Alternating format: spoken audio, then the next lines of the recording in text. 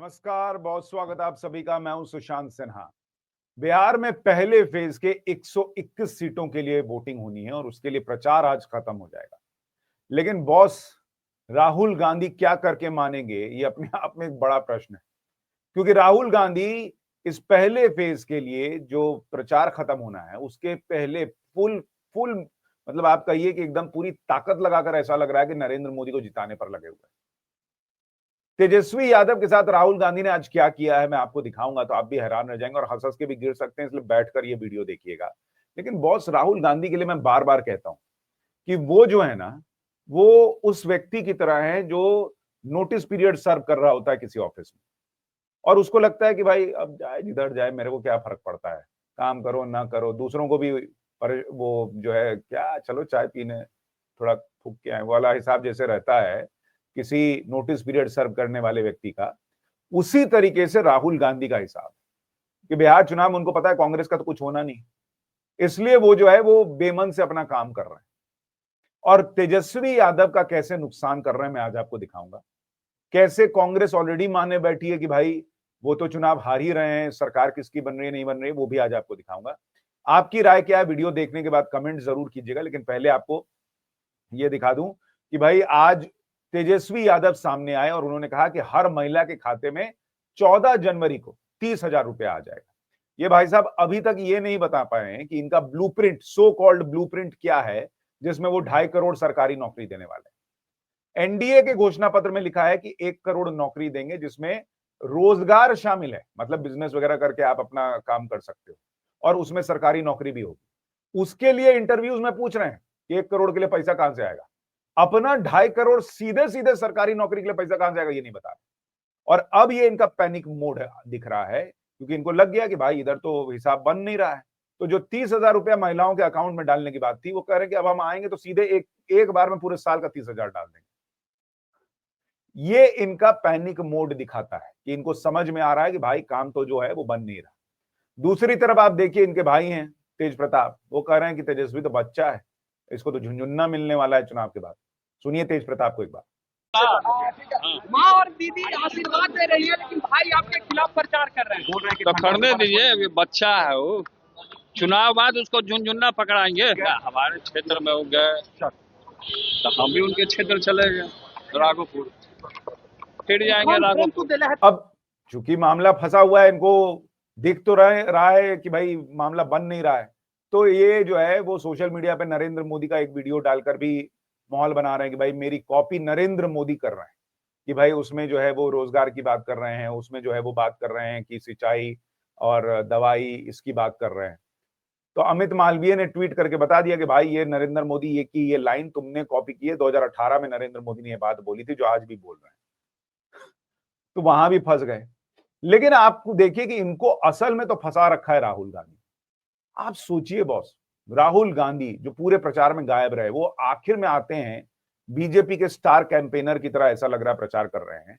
और उन्होंने ये पहले फेज की वोटिंग खत्म होने के ठीक पहले फिर वही कांड किया है बॉस, फिर वही बात दोहराई है कि नरेंद्र मोदी जो है वो छठ पूजा का ड्रामा करने दिल्ली गए। कोई जो है उनको हिसाब समझ में नहीं आ रहा है। इसका मतलब इन लोगों को आग तो बहुत लगी हुई है कि भाई दिल्ली में जो छठ पूजा बढ़िया से हो गया है, इसका फायदा नरेंद्र मोदी को बिहार में ना मिल जाए। लेकिन ये आप सोचिए इनकी टीम कैसी है बॉस, जिसने उनको ये भी नहीं बताया कि भाई आप देखिए कि जो पिछली बार आपने कह दिया था ड्रामा, उसका बड़ा गलत इंपैक्ट पड़ रहा है बिहारियों पर, वो ठीक उसको नहीं मान रहे हैं, ये फिर बोल रहे हैं भाई। अब सोचिए तेजस्वी का कितना वोट कटवाएंगे। सुनिए जरा एक बार फिर क्या बोले। और फिर अभी पूरा ड्रामा कर रहे थे छठ पूजा का, पूरे देश को बताया मैं यमुना में जाके स्नान करूंगा, नहाऊंगा। आपने देखा वहां पे पीछे से पाइप लगा रखा था, साफ पानी नरेंद्र मोदी के नहाने के लिए लगाया गया था। देखा ना आपने, प्रधानमंत्री को नहाना है तो साफ पानी लाएंगे, यमुना के गंध में नरेंद्र मोदी जी नहीं जाएंगे, आम जनता जाएगी। वो पानी उनको पीना पड़ेगा, मर जाए तभी पीना पड़ेगा, मगर नरेंद्र मोदी के लिए स्पेशल तालाब बनाया जाएगा और फिर वो बिहार के लिए ड्रामा करेगा, आएगा उसमें नहाएगा। हमारे मीडिया के जो मित्र हैं पाइप नहीं दिखाएंगे, वो गलती से किसी ने पाइप दिखा दिया, नरेंद्र मोदी कहते मैं नहीं नहाऊंगा। अब तो सच्चाई बाहर आ गई।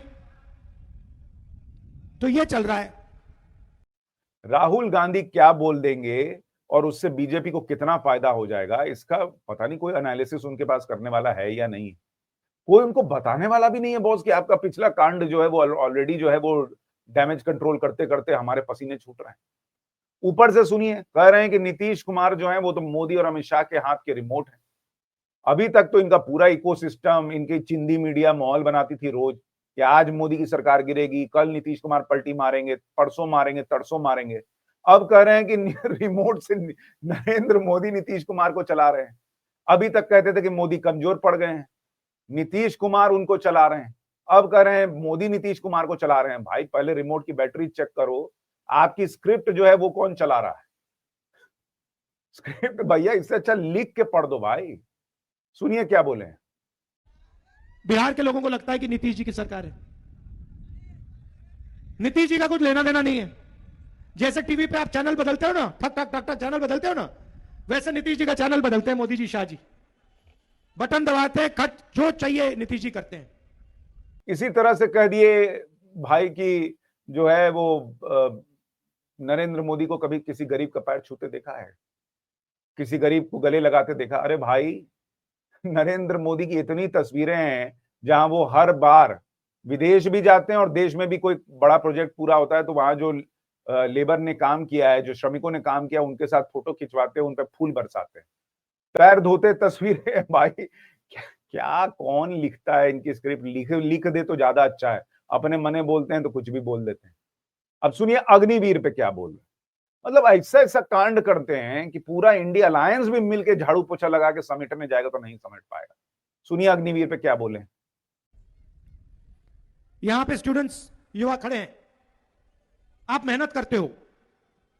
पहले आप 4 बजे सुबह उठ के रनिंग करते थे, पुलअप्स करते थे, पुशअप्स करते थे, वर्जिश करते थे। क्यों? क्योंकि आप सेना में जाना चाहते थे।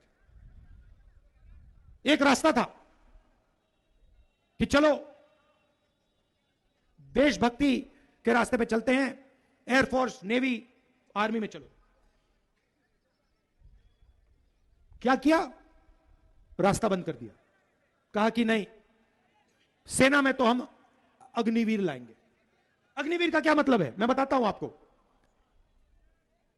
4 में से 3 लोग बेरोजगार होंगे, उनको आर्मी से निकाल दिया जाएगा और किसको रखा जाएगा? अमीर घर के बेटे को रखा जाएगा, जिसकी जान पहचान है उसको रखा जाएगा। और जब युद्ध होगा तो मरेगा कौन? अग्निवीर मरेगा।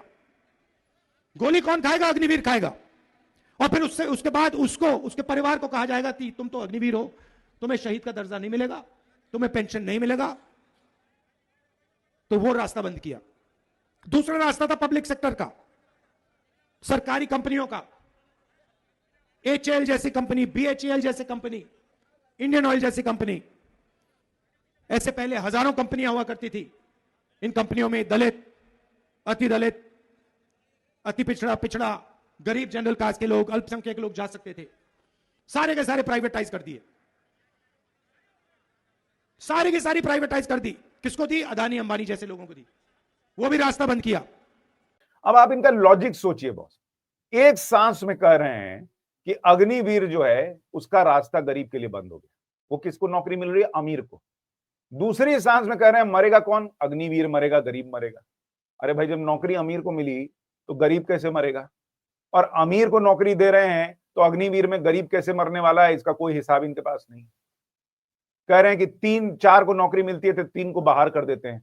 बॉस पहले भी लोग जाते थे भर्ती के लिए, 4 में से 3 जो है वो बाहर ही होते थे क्योंकि उनका सिलेक्शन नहीं होता था। इस बार तो ये है कि वो 4 सिलेक्शन होगा, उनमें उन चारों की ट्रेनिंग होगी, बेस्ट सेना में रहेगा और बाकी 3 जो हैं वो समाज में जो है वो आएंगे तो उनको एक मुश्त पैसा मिलेगा अपना काम करने के लिए। तो सेना की ट्रेनिंग, सेना का जज्बा देशभक्ति का, सेना का जो एक आप कहिए कि उनका डिसिप्लिन होता है वो लेकर ट्रेंड व्यक्ति समाज में काम करने के लिए आएगा और ऊपर से सरकार पैसा देगी। सवाल राहुल गांधी सिर्फ मोदी मोदी मोदी। मैंने कहा ना ये नोटिस पीरियड सर्व कर रहे हैं बॉस।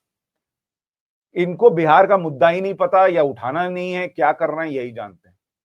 और ये अकेले नहीं है, इनकी बहन को सुनिए प्रियंका वाड्रा क्या कह रही है। ये 10,000 रुपए जो आज दिए जा रहे हैं 20 सालों के लिए कहां थे? आपको 20 साल क्यों इंतजार करना पड़ा इसके लिए? आपका मजाक क्यों उड़ाया जा रहा है? चुनाव के एक हफ्ते पहले ये ऐलान करते हैं कि 10,000 रुपए देंगे और अब बांटना शुरू, तो ये पैसे कहां थे इससे पहले?